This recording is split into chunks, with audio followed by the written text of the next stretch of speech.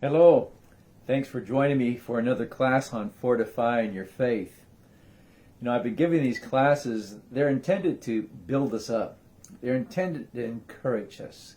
They're intended to strengthen our faith and to tell us that there's good reasons why we believe the things we do.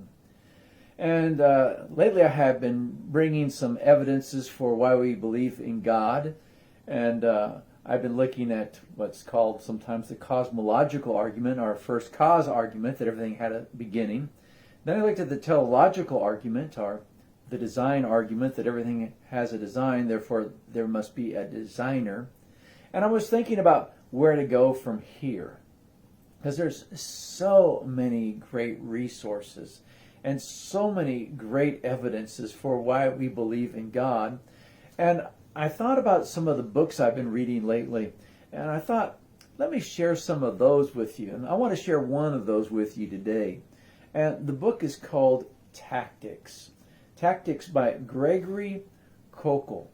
Now, it says this is the 10th anniversary edition because it's been out for over 10 years, almost 11 years now.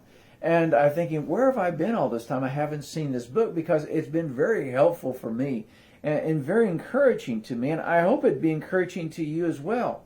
And I wanted to share this with you. One of the problems that we have with apologetics, the word apologetics, if that's new to you, it's just giving an answer, giving a defense for why we believe. Part of the problem with apologetics is sometimes it becomes very hostile. It becomes very argumentative. It becomes very much a win-at-all-costs scenario. And that's not the case with this book at all. It doesn't come to apologetics in that way. This book is basically on how to have a discussion with your friends, or how to have a discussion with strangers if that happens. How to discuss God, how to discuss Christianity with other people in a friendly manner.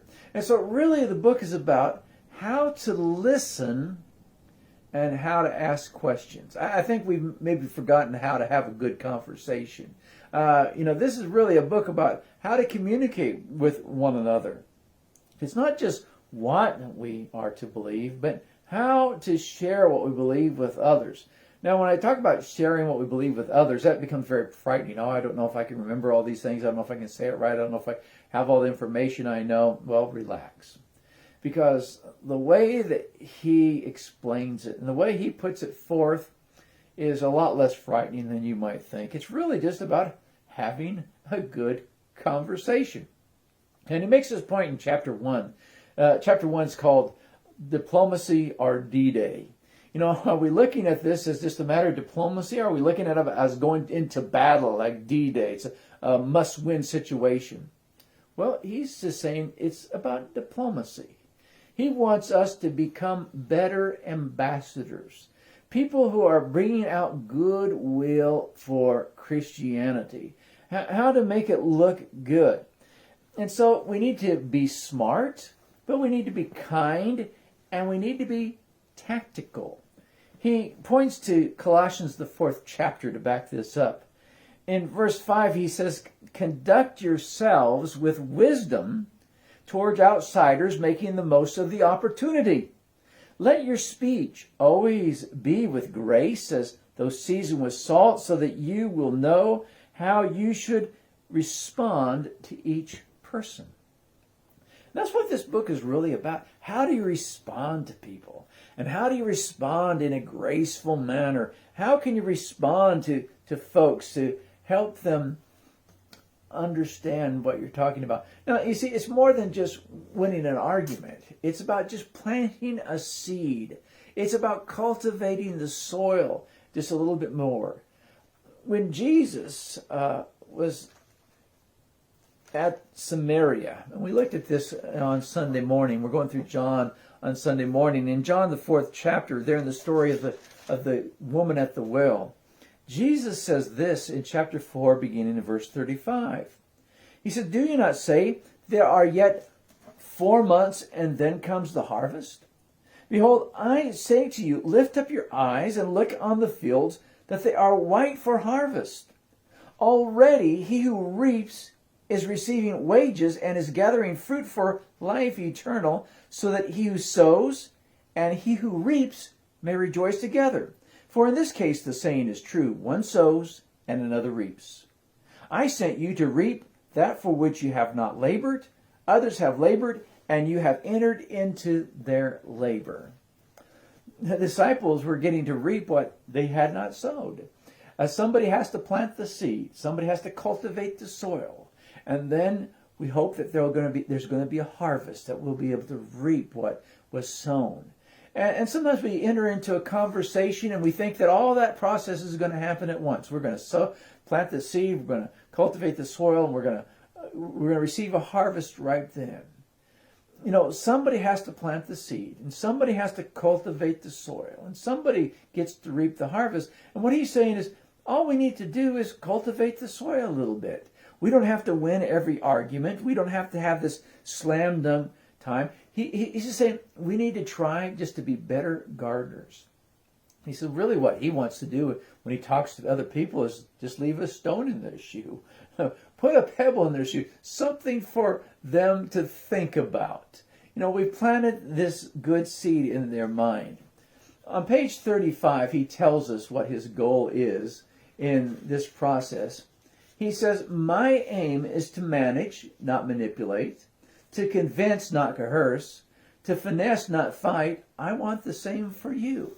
And so he's trying to give us a way to have a good conversation with somebody that maybe we might disagree with. And so the main emphasis of the book begins in chapter 3 with something that he calls the Columbo tactic.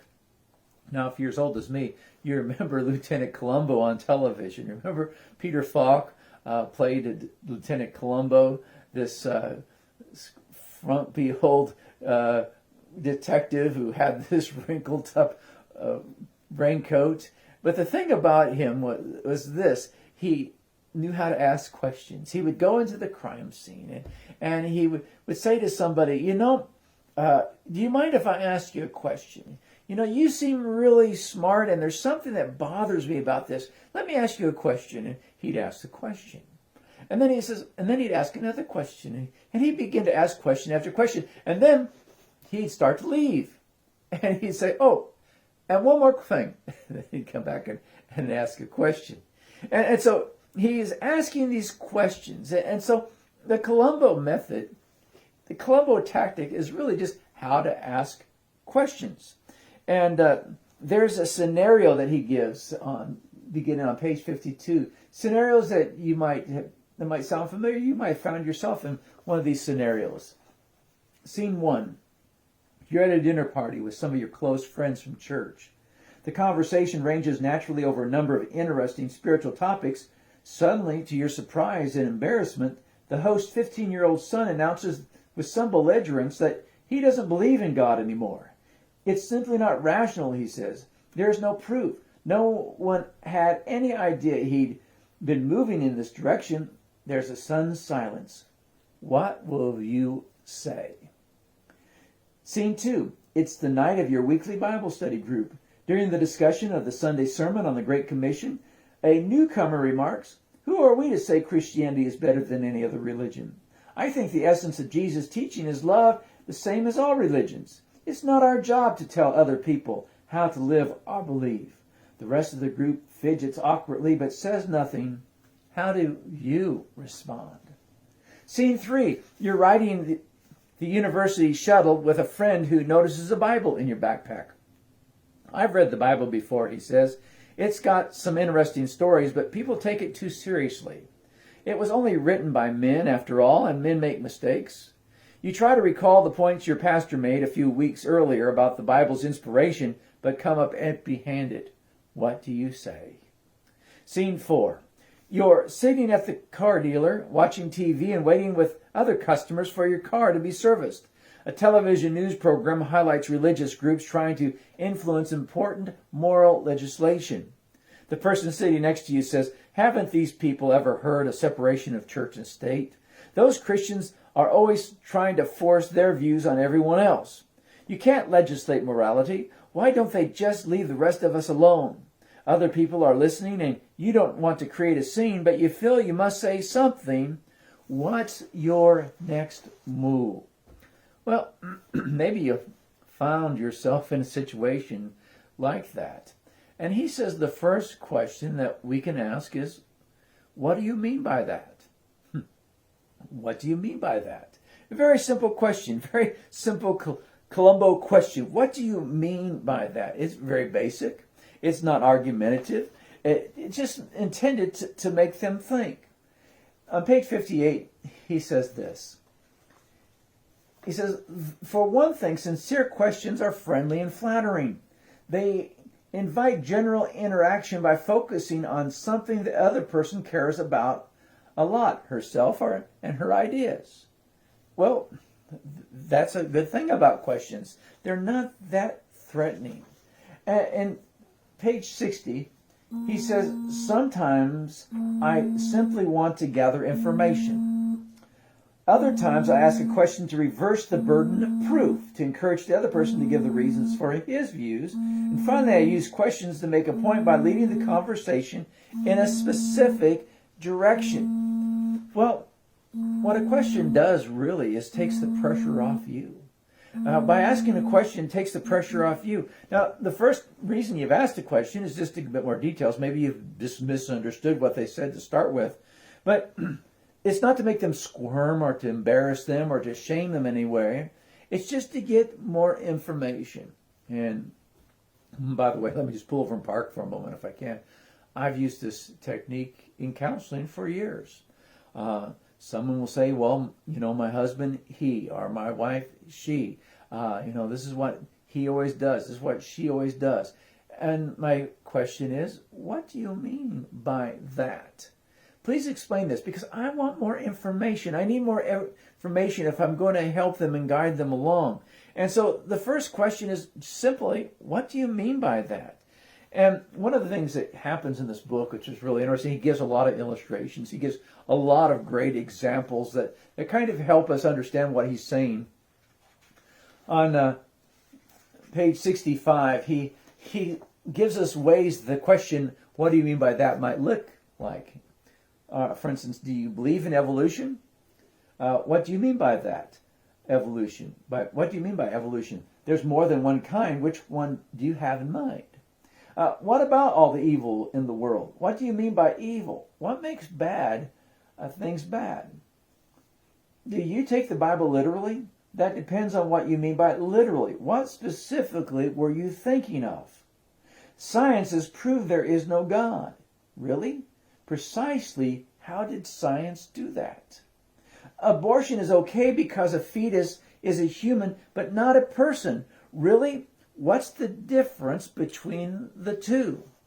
Now, he's basically asking the same question. What do you mean by that? And so he's just adapting them to the circumstance and the conversation he's having with them. But if you remember this first question, what do you mean by that? Well, it's easy to start off.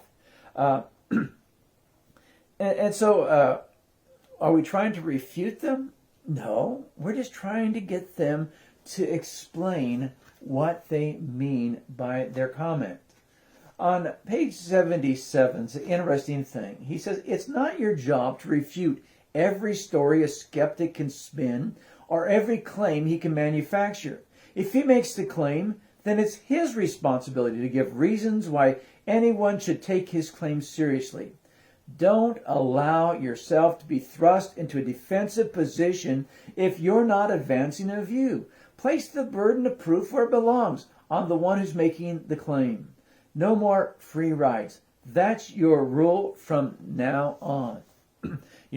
Oftentimes somebody makes a claim and we immediately try to refute it. We try to give reasons why it's wrong. Well, that just ends up in an argument. Somebody gets upset. Somebody gets angry. Somebody just asks, what do you mean by that? Let them explain. Put the burden of proof on them. And one thing this does is allows you to control and guide the conversation along. Somewhere I was reading this, I think it was in this book, but I'm not positive. A guy was talking about a friend of his who was thinking about becoming a Buddhist. And so this guy came to the preacher and says, do you have any good books on Buddhism? Because my friend is thinking about becoming a Buddhist. And I want to know about Buddhism so I can try to refute it and try to bring him into Christianity. And the preacher said something very good. He says, why would you want a book when your friend has been studying this? Ask him, what do you mean by that? What is Buddhism all about? Let him explain it to you. You save money. You don't have to buy the book. And plus, you get to understand what his insights are, where he's coming from.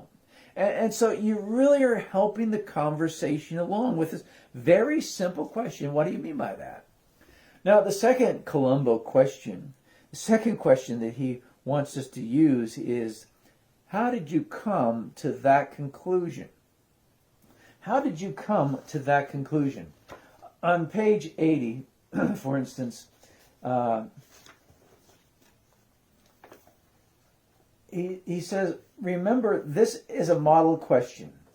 You can also ask, why do you say that? What are your reasons for holding that view? What makes you think it happened that way?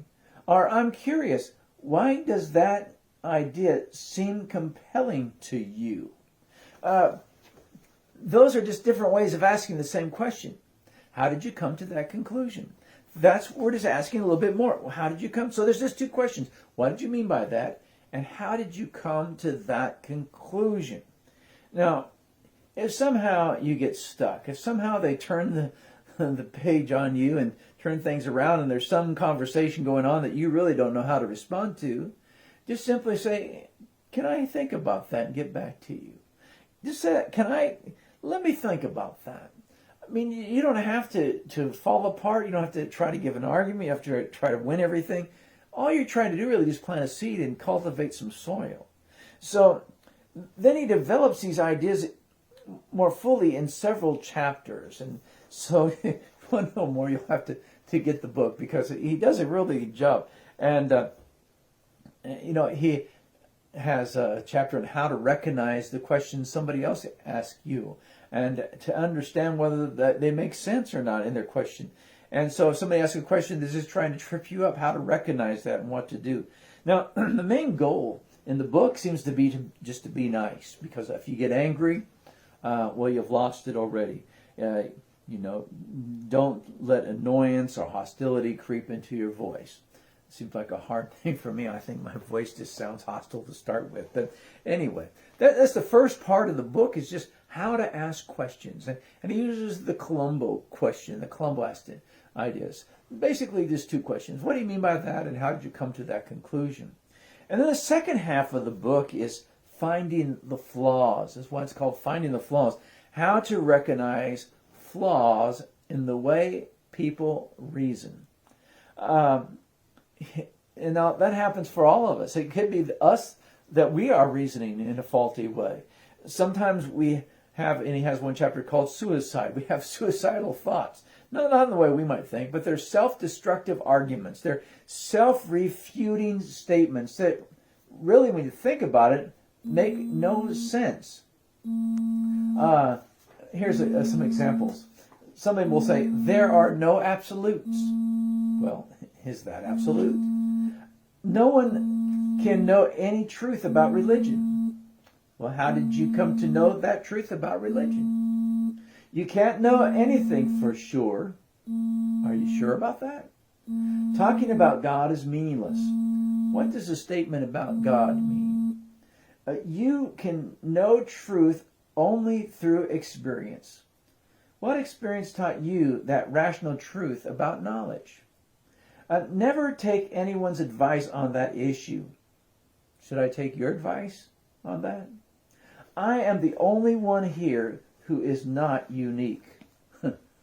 Think about it. I mean, it's almost like, nobody comes here anymore because it's too crowded. These are just statements that don't make sense if you think about them a little bit. And he says, recognize this when you're having conversations, because statements like this are made all the time. They're just opinion statements that really have no rationale behind them. Discerning facts and opinions. Facts from opinions. On page 154, he says this. He says, Uh, First, if all religions are true, then Christianity is true. Yet a central claim of classical Christianity is that other religions are false when taken as a whole. I thought that I'm on the wrong page, 154. The next time someone dismisses you with the only science gives reliable truth, Kennard, ask if he wants you to take his statement as fact or as an unsubstantiated opinion. If fact, ask what testable scientific evidence led him to this conclusion. As it turns out, this claim is not a fact of science. It's a philosophical assertion about science that itself cannot be proven by any scientific method and would therefore be unreliable according to this approach. Well, there's a lot of different things he brings out. How to recognize people's statements that just aren't very good reasoning. Now, the rest of the chapters are practical pointers about having discussions with someone, and they really help us to become better critical thinkers about things. And so it's been an interesting book. Tactics, I'd recommend it to you. How to have good conversations with other people about Christianity. You know, apologetics is very interesting. It seems like it's part science and part theology and part philosophy. And in my younger years, I was really taken by scientific apologetics. And then I had theological apologetics anyway.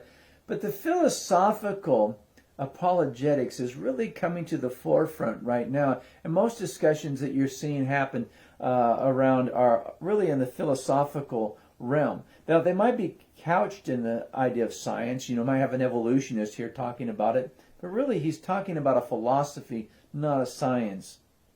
Now, there's more online by Gregory Kokel that you might enjoy. I found there's a lot of YouTube videos on him.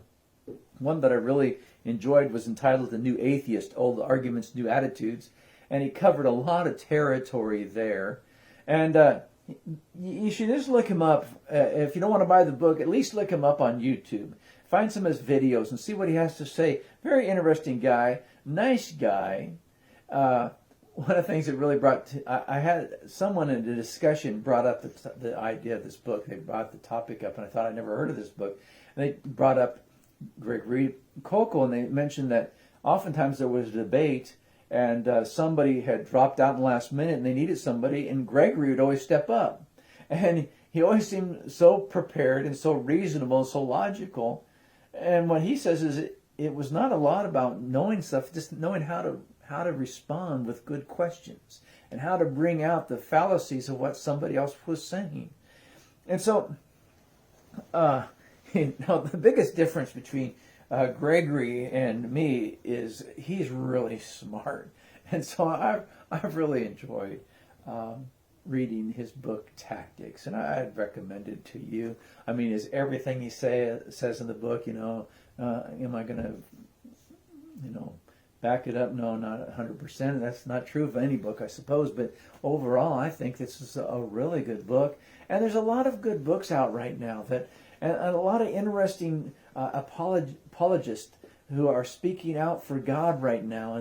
And you need to know about these people. And there's a lot of people who are upset with the new deconstruction, the new deconversion that we see around us. There are people who try to build us up, and that's what I'm trying to do as well, build us up. And just letting you know, there are other people that do maybe probably a better job than I do, and you need to be aware of them and maybe have this resource at your disposal to use. Well, it's been good talking with you today, been good sharing these things with you. I hope you have a great week. God bless you all.